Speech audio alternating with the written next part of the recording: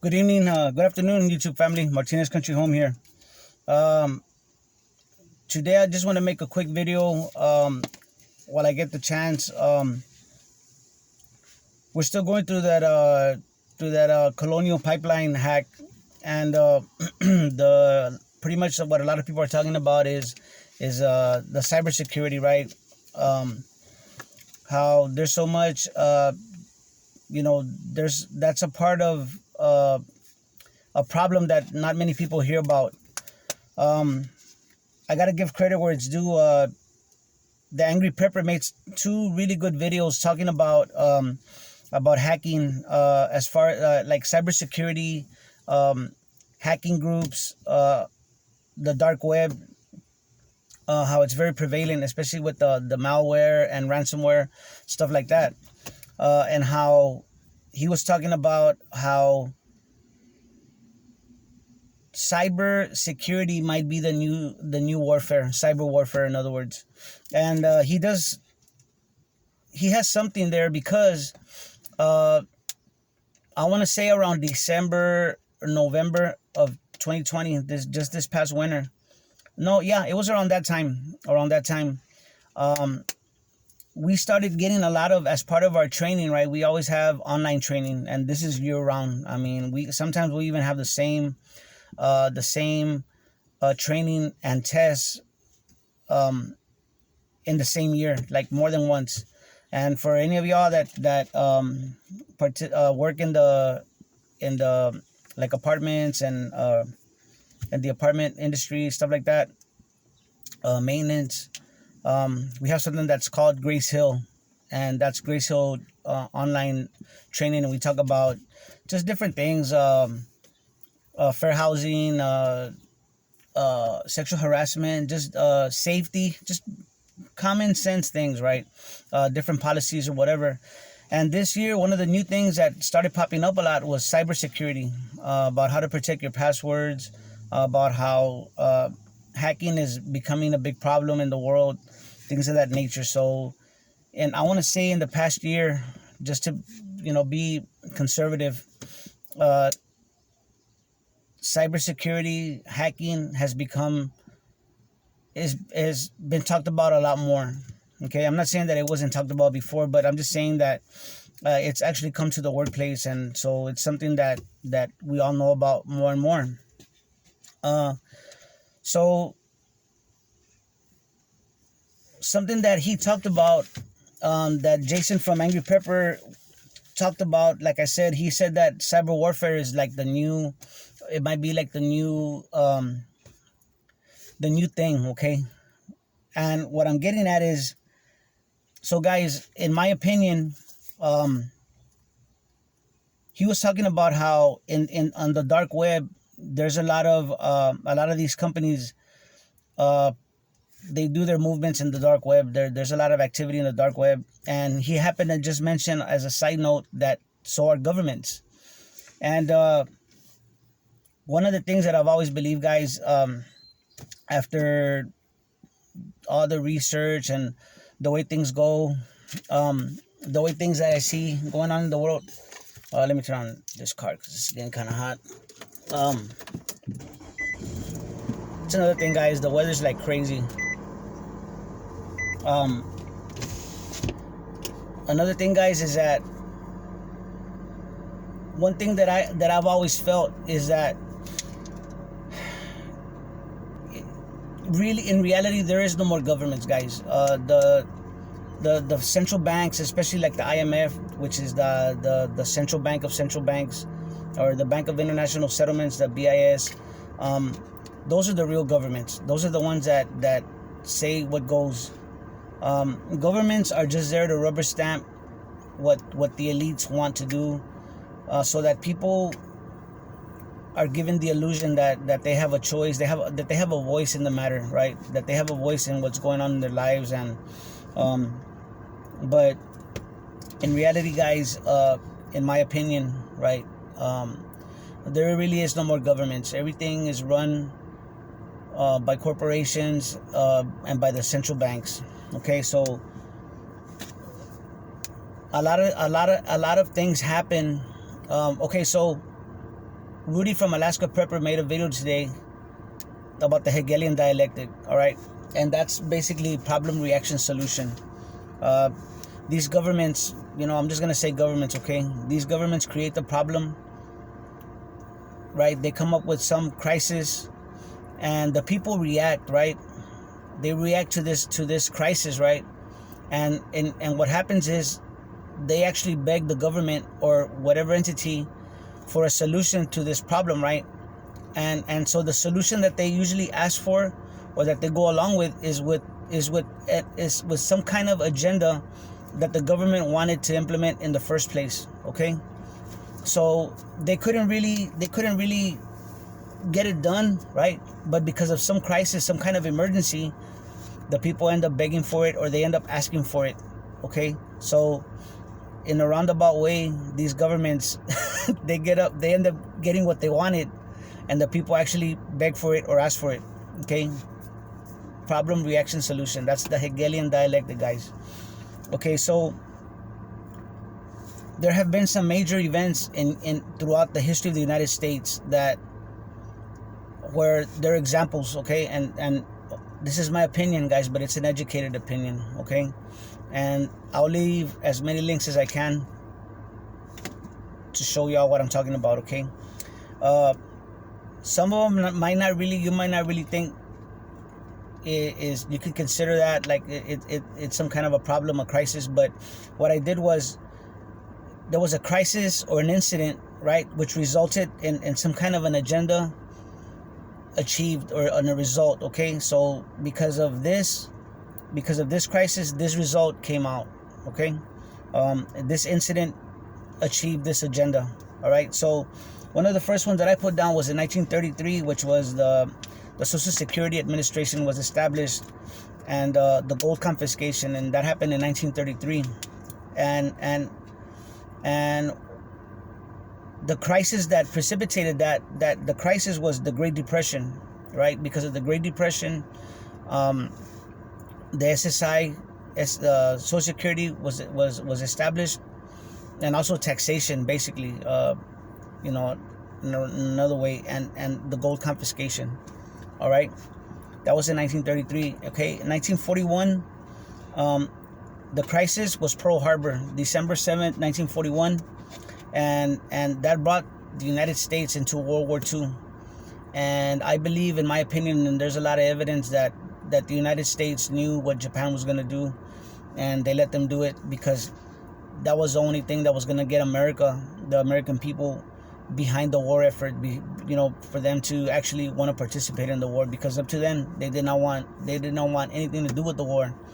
World War I had already happened, and that had gotten America involved. The next one, guys, is the Gulf of Tonkin Incident, and that happened, and I believe it was in August of 1964. And that incident ended up bringing the United States into the Vietnam War. I believe some torpedo boats attacked the USS Maddox, and and there's a lot of debate as to whether that really happened the way it did. But either way, it brought the United States into the Vietnam War. Now, from the 1950s or so to the 1980s, we had the Cold War. And the Cold War, basically, the crisis was the Cold War, the war with Russia, right, with the USSR, with communism, and it brought about the Cold War, and that gave a lot of money to the military, to the intelligence agencies. It gave them carte blanche, basically, to give money to the CIA to combat the KGB, gave money to the FBI to combat spying on American soil against the communists. All right, and that really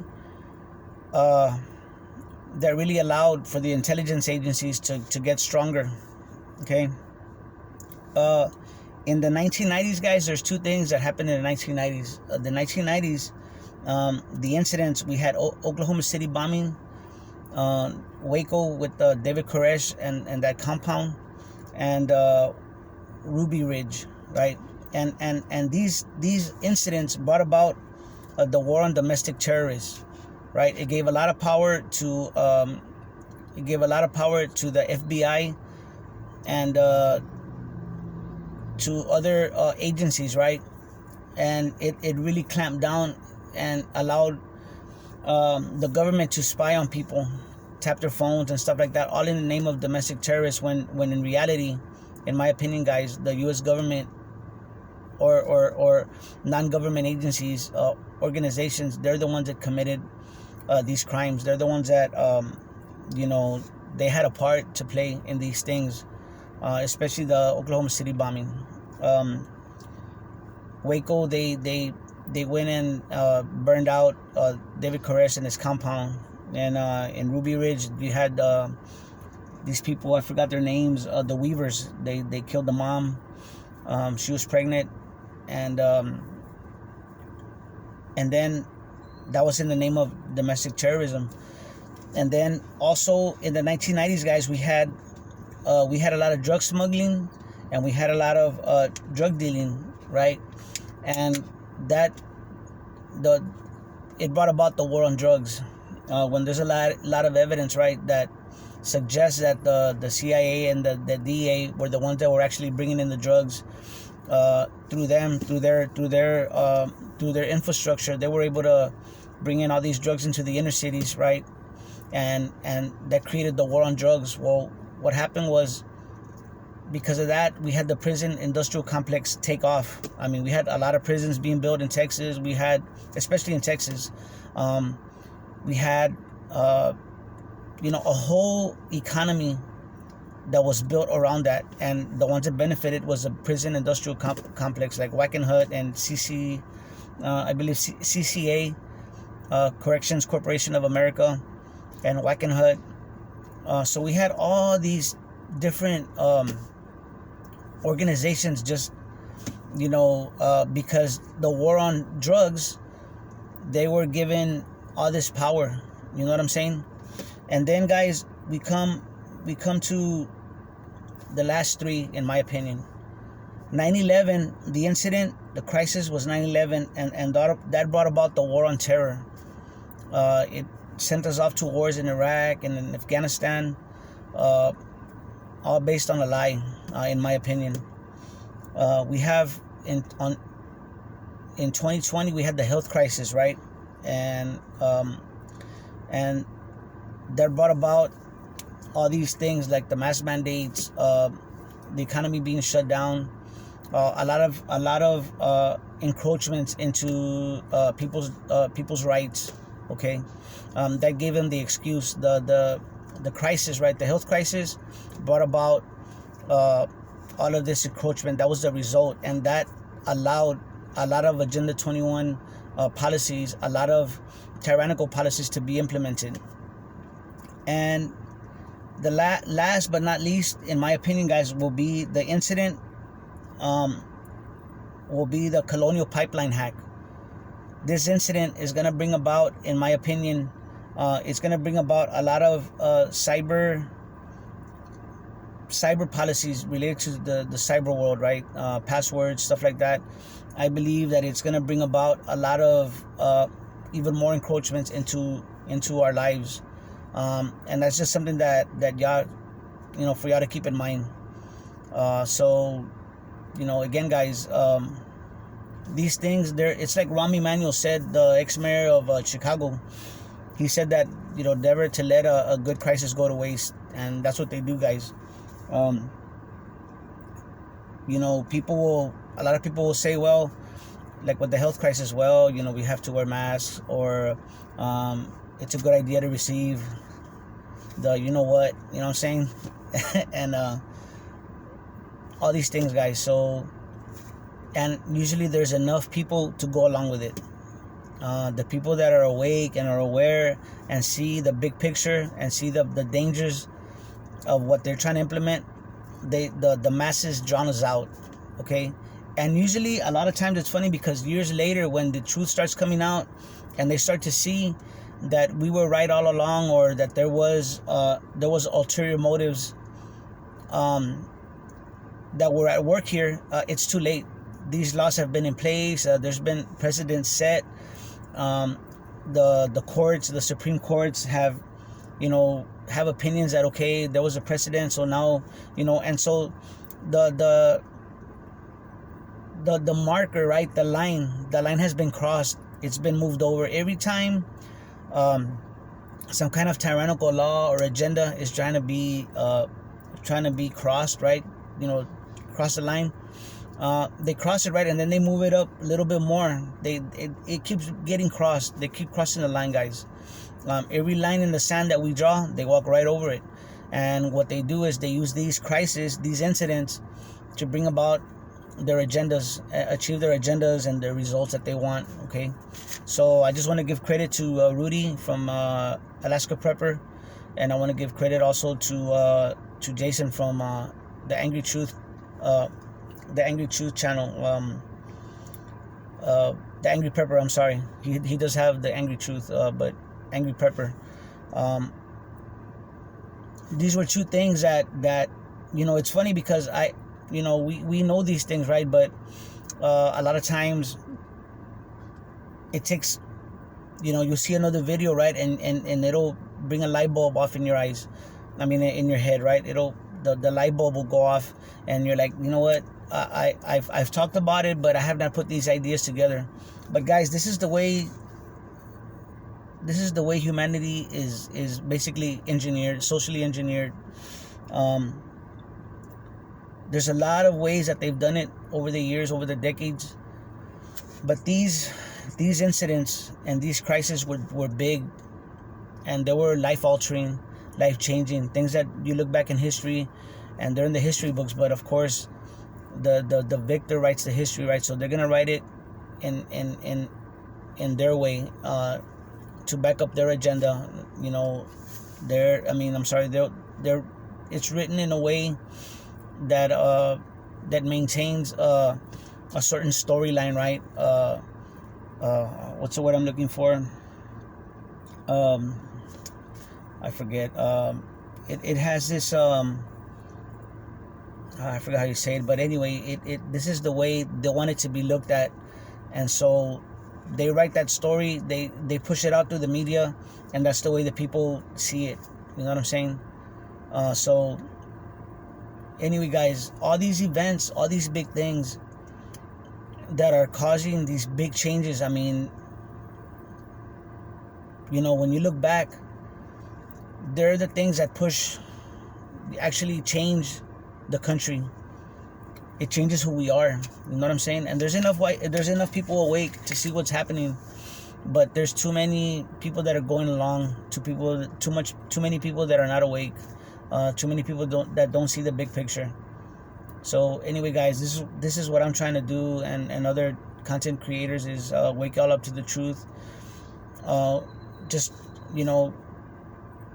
hopefully to make y'all question what's going on around y'all. Ask questions and look into it, and because our lives are changing, and not to our benefit. I think about my grandkids and my kids. I don't want to see them living in this dystopic world. But anyway, guys, I hope this video was useful. I hope y'all got something out of it, and I'll leave as many links as I can, and I'll leave a little description about what it's about. That way, maybe it'll help y'all understand more what's going on. So anyway, guys, y'all have a great day. Y'all take care of each other and love each other out there, because that's what we're here for. God bless.